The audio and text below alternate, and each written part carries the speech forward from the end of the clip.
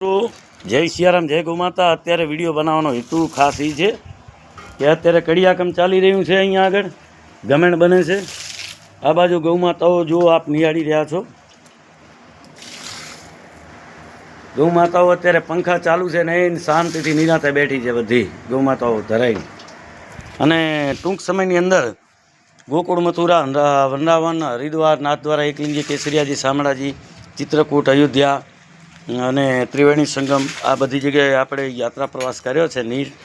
2 દિવસની અંદર પોસ્ટર આવી જશે। ઓછામાં ઓછું ભાડું થશે એ 2 દિવસમાં આવી જશે।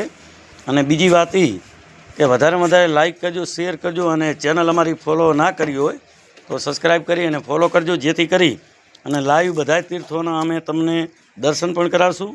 તો અને એમાં યાત્રાધામની અંદર ગયા પછી કદાચ કાંઈ પણ 5 રૂપિયા કદાચ વધશે તો માત્ર ને માત્ર ગૌમાતાઓ બેઠી છે એના લાભાર્થે જ આ યાત્રા પ્રવાસ અમે કરી રહ્યા છીએ।